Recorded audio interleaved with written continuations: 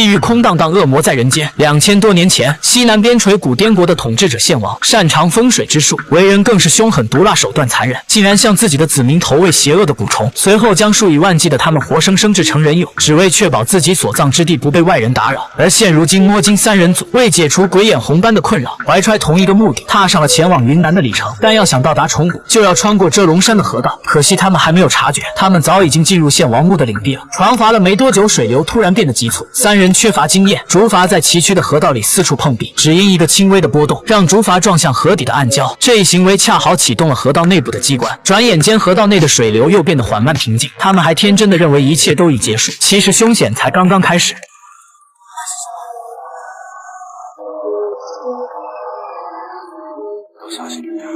在雪梨羊的提示下，三人都被眼前吊挂的人俑所震惊，而下一秒悲剧发生了。但凡竹筏经过的地方，人俑就会纷纷下落，其壮观程度堪比狮子座流星雨。可有意思的是，所有人俑都会精准的掉入水中，没有丝毫例外砸在三人的竹筏上。掉入水中的人俑开始迅速溶解，很快水面就出现大量的不明生物。这是外人。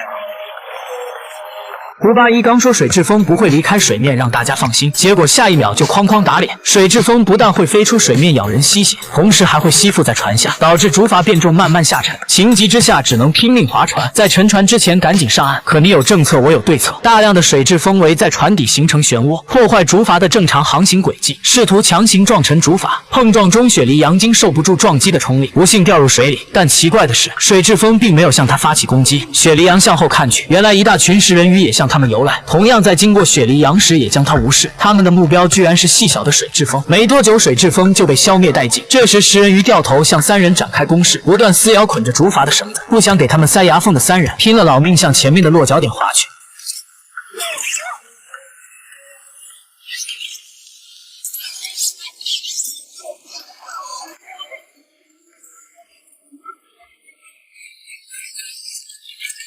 不安心的是，在沉船的前一刻，三人安全上岸。离开后，摸金三人组终于看到10万大山的崇古全貌。而接下来，在崇古最深处，三人会看到坠毁多年的飞机，并且飞机上的驾驶员似乎还活着。